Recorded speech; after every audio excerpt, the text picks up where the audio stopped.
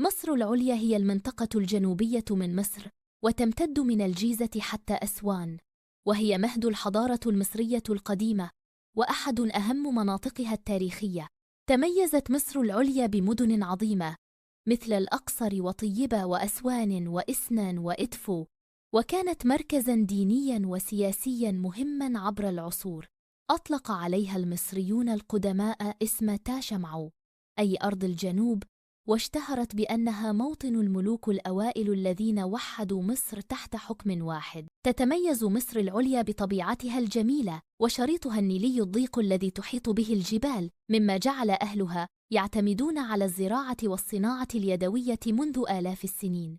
كما تضم أعظم المعابد الفرعونية مثل الكرنك والأقصر وحورس في إدفو ومعابد أبو سمبل الشهيرة. وكانت مصر العليا رمز القوة الروحية، إذ ازدهرت فيها عبادة الإله آمون، وأصبحت طيبة عاصمة الإمبراطورية المصرية خلال الدولة الحديثة. اليوم ما زالت مصر العليا تحتفظ بجوها الخاص وتقاليدها العريقة ولهجتها المميزة، وتعتبر من أهم الوجهات السياحية في العالم، حيث يجتمع فيها التاريخ والطبيعة والتراث الشعبي في لوحة واحدة تعكس روح مصر الحقيقية. آثار المتحف المصري الكبير تمثل واحدة من أعظم مجموعات الآثار في العالم، حيث يجمع المتحف آلاف القطع التي تحكي قصة حضارة مصر عبر آلاف السنين. يعد المتحف من أكبر المتاحف في العالم المخصصة لحضارة واحدة، وقد تم تصميمه ليكون مركزاً عالمياً لعرض الكنوز المصرية بطريقة حديثة ومتطورة، مع استخدام أحدث تقنيات العرض والإضاءة للحفاظ على القطع وإبراز جمالها. يضم المتحف مجموعات أثرية نادرة من عصور متعددة، تشمل الدولة القديمة والوسطى والحديثة والعصر المتأخر، مما يتيح للزائر رؤية التطور التاريخي والفني للحضارة المصرية في مكان واحد.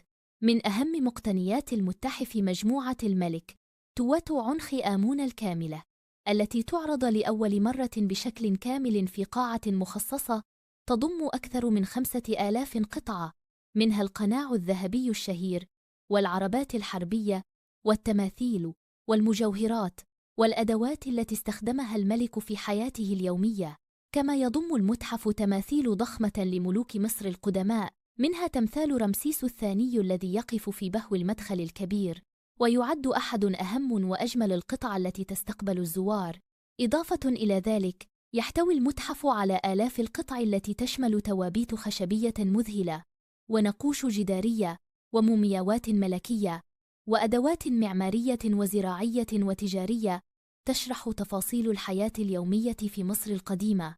وقد تم إنشاء المتحف بجوار الأهرامات ليكون جزءاً مكملاً للمكان، مما يعطي الزوار تجربة فريدة تجمع بين رؤية الحضارة في آثارها ومعرفة قصتها داخل أكبر صرح ثقافي أثري في العالم. آثار المتحف المصري الكبير لا تمثل مجرد قطع فرعونية، بل هي شهادة على عبقرية المصريين القدماء، وتأكيد على استمرار قدرة مصر على الحفاظ على تاريخها وإتاحته للعالم بأسلوب حديث يليق بعظمة حضارتها. مسلة الأقصر هي واحدة من أهم المعالم الأثرية التي تقف أمام مدخل معبد الأقصر، وشيدت في عهد الملك رمسيس الثاني من حجر الجرانيت الوردي القادم من أسوان، يبلغ ارتفاعها حوالي 25 متراً، وتتميز بنقوش هيروغليفية دقيقة تمجد الملك وتظهره في مشاهد دينية يقدم فيها القرابين للإله آمون، مما يعكس قوة الحكم ومكانة المعبد في ذلك العصر.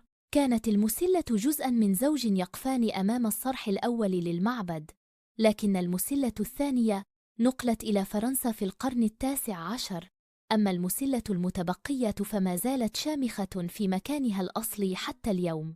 تمثل المسلة رمزاً مهماً في العمارة المصرية القديمة، إذ ارتبطت بالشمس واعتبرت علامة على حضور الإله رع وقدرته، لذلك كانت توضع عند مداخل المعابد لإضفاء قدسية وهيبة على المكان.